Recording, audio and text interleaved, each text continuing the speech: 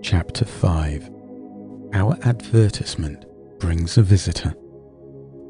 Our morning's exertions had been too much for my weak health, and I was tired out in the afternoon. After Holmes' departure for the concert, I lay down upon the sofa and had endeavoured to get a couple of hours' sleep. It was a useless attempt. My mind had been too much excited by all that had occurred, and the strangest fancies and surmises crowded into it. Every time that I closed my eyes, I saw before me the distorted, baboon-like countenance of the murdered man. So sinister was the impression which that face had produced upon me that I found it difficult to feel anything but gratitude for him who had removed its owner from the world. If ever human features bespoke vice of the most malignant type, they were certainly those of Enoch J. Drebber of Cleveland. Still, I recognized that justice must be done, and that the depravity of the victim was no condiment in the eyes of the law. The more I thought of it, the more extraordinary did my companion's hypothesis that the man who had been poisoned appear.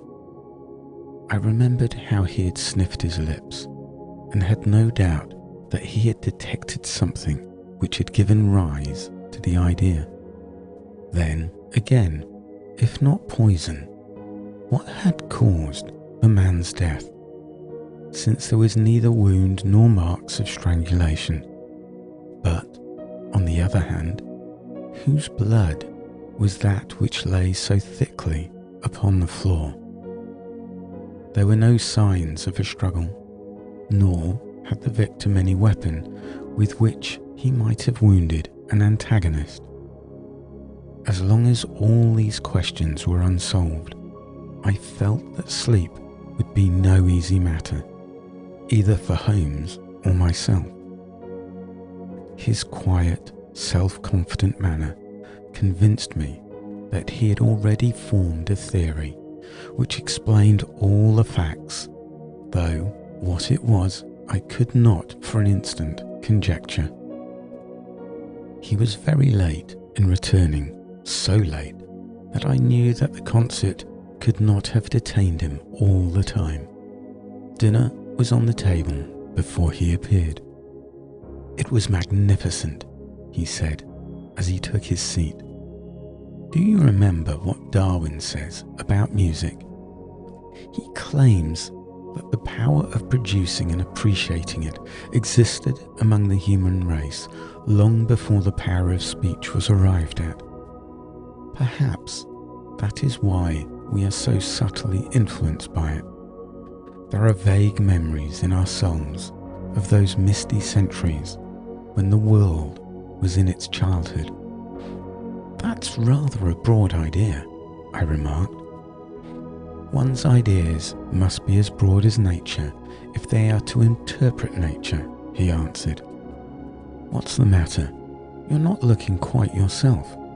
This Brixton Road affair has upset you. To tell the truth, it has, I said. I ought to be more case-hardened after my Afghan experiences. I saw my own comrades hacked to pieces at Maiwand without losing my nerve. I can understand. There is a mystery about this which stimulates the imagination. Where there is no imagination, there is no horror. Have you seen the evening newspaper? No. It gives a fairly good account of the affair. It does not mention the fact that when the man was raised up, a woman's wedding ring fell upon the floor. It is just as well it does not. Why? Look at this advertisement, he answered. I had one sent to every paper this morning, immediately after the affair. He threw the paper across to me, and I glanced at the place indicated. It was the first prominent announcement in the Found column. In Brixton Road this morning, it ran. A plain gold wedding ring, found in the roadway between the White Hart Tavern and Holland Grove, Apply Dr. Watson, 221B, Baker Street, between 8 and 9 this evening. Excuse me for using your name, he said. If I used my own, some of these dunderheads would recognise it and want to meddle in the affair. That is all right, I answered. But supposing anyone applies, I have no ring. Oh yes, you have, said he, handing me one. This will do very well. It's an almost a facsimile. And who do you expect will answer this advertisement? Why, the man in the brown coat, our florid friend with the square toes. If he does not come himself, he will send an accomplice. Would he not consider it as too dangerous? Not at all. If my view of this case is correct, and I have every reason to believe that it is, this man would rather risk anything than lose the ring. According to my notion, he dropped it whilst stooping over Drebber's body and did not miss it at the time. After leaving the house, he discovered his loss and hurried back, but found the police already in possession, owing to his own folly in leaving the candle burning. He had to pretend to be drunk in order to allay the suspicions which might have been aroused by his appearance at the gate. Now, put yourself in that man's place. On thinking the matter over, it must have occurred to him that it was possible that he had lost the ring in the road after leaving the house. What would he do then? He would eagerly look out for the evening papers in the hope of seeing it amongst the articles found. His eye, of course, would light upon this. He would be overjoyed. Why should he fear a trap? There would be no reason in his eyes why the finding of the ring should be connected with the murder. He would come. He will come. You shall see him within an hour. And then I asked, "Oh, you can leave me to deal with him then. Have you any arms?" "I have my old service revolver and a few cartridges." "You had better clean it and load it. He will be a desperate man, and though I shall take him unawares, it is as well to be ready for anything." I went to my bedroom and followed his advice. When I returned with the pistol, the table had been cleared, and Holmes was engaged in his favourite occupation of scraping upon the violin. "The plot thickens," he said as I entered. "I have just had an answer to my American telegram. My view of the case is the correct one."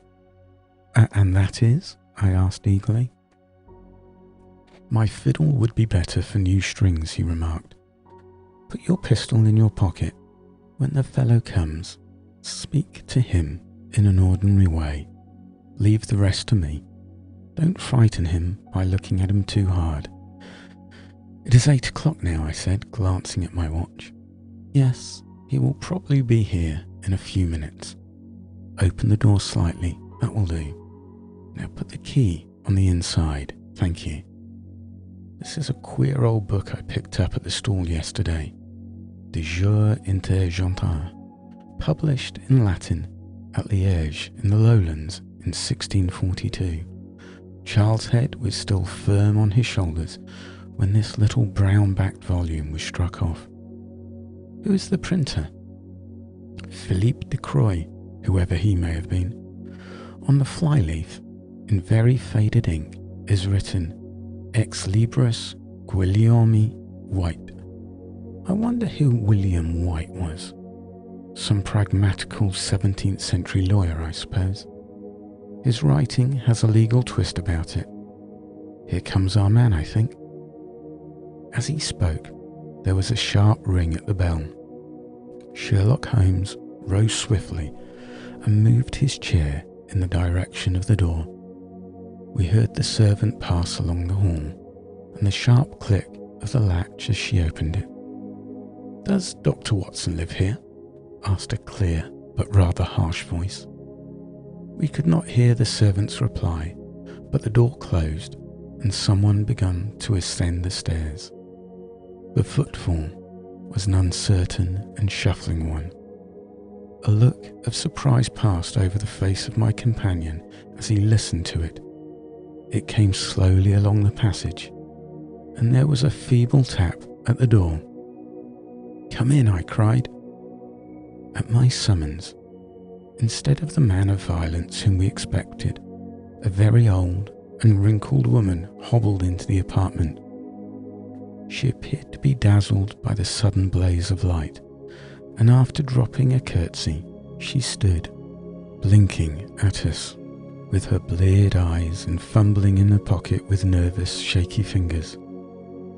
I glanced at my companion, and his face had assumed such a disconsolate expression that it was all I could do to keep my countenance. The old crone drew out an evening paper and pointed at our advertisement. "It's this as has brought me, good gentleman," she said, dropping another curtsy. "A gold wedding ring in the Brixton Road. It belongs to my girl Sally, as was married only this time 12 month, which her husband is steward aboard a Union boat. And what he'd say if he comes home and found her without her ring is more than I can think, he being short enough at the best of times, but more especially if he is drunk. If it please you, she went to the circus last night along with—" "Is that her ring?" I asked. "The Lord be thanked," she cried, the old woman. "Sally will be a glad woman that night. That's the ring." "And what may be your address?" I inquired, taking up a pencil.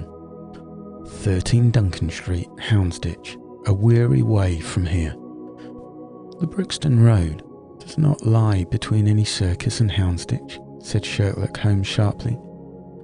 The old woman faced round and looked keenly at him with her little red-rimmed eyes. "The gentleman asked me for my address," she said. "Sally lives in lodgings at 3 Mayfield Place, Peckham." "And your name is—" "My name is Sawyer. Hers is Dennis, which Tom Dennis married her, and a smart clean lad too, as long as he's at sea, and no steward in the company more thought of. But when on shore, what with that woman and with that liquor shops—" "Here is your ring, Mrs. Sawyer," I interrupted, in obedience to a sign from my companion. "It clearly belongs to your daughter, and I am glad to be able to restore it to the rightful owner." With many mumbled blessings and protestations of gratitude, the old crone packed it away in her pocket and shuffled off down the stairs. Sherlock Holmes sprang to his feet the moment she was gone and rushed into his room. He returned in a few seconds, enveloped in an ulster and a cravat. "I'll follow her," he said hurriedly. "She must be an accomplice and will lead me to him. Wait up for me." The hall door had hardly slammed behind our visitor before Holmes had descended the stair. Looking through the window, I could see her walking feebly along the other side, while her pursuer dogged her some little distance behind. Either his whole theory is incorrect, I thought to myself, or else he will be led now to the heart of the mystery. There was no need for him to ask me to wait up for him, for I felt that sleep was impossible until I heard the return of his adventure.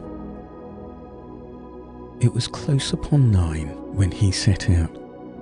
I had no idea how long he might be, but I sat stolidly puffing at my pipe and skipping over pages of Henri Murger's Vie de Bohème. 10 o'clock passed, and I heard the footsteps of the maid as they pattered off to bed. 11, and the more stately tread of the landlady passed my door, bound for the same destination. It was close upon 12 before I heard the sharp sound of his latchkey. The instant he entered, I saw by his face that he had not been successful. Amusement and chagrin seemed to be struggling for the mastery until the former suddenly carried the day, and he burst into a hearty laugh. I wouldn't have the Scotland Yarders know it for the world, he cried, dropping into his chair. I have chaffed them so much that they would never let me hear the end of it. I can afford to laugh, because I know that I will be even with them in the long run. What is it then? I asked. Oh, I don't mind telling a story against myself. That creature had gone a little way when she began to limp and show every sign of being footsore. Presently, she came to a halt and hailed a four-wheeler which was passing. I managed to be close to her so as to hear the address, but I need not have been so anxious, for she sang it out loud enough to be heard at the other side of the street.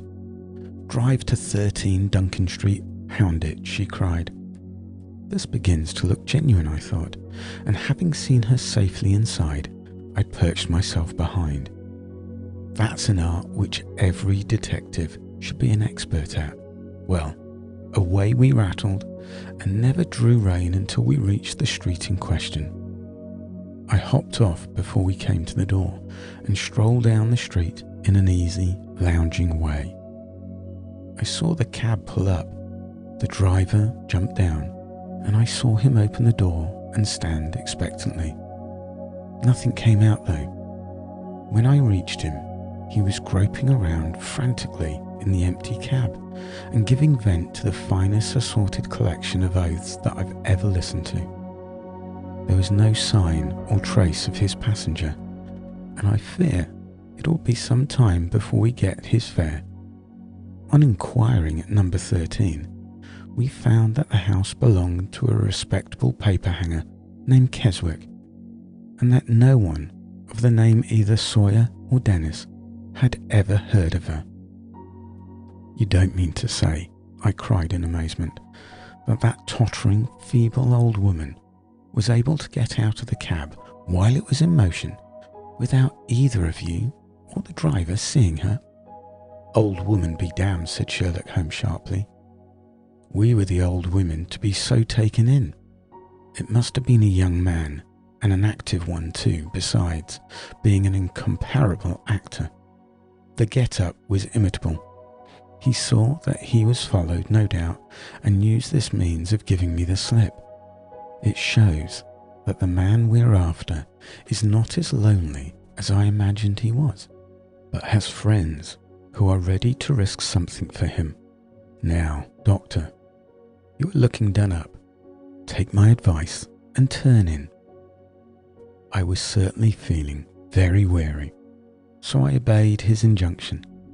I left Holmes seated in front of the smouldering fire, and long into the watches of the night I heard the low, melancholy wailings of his violin, and knew that he was still pondering over the strange problem which he had set himself to unravel.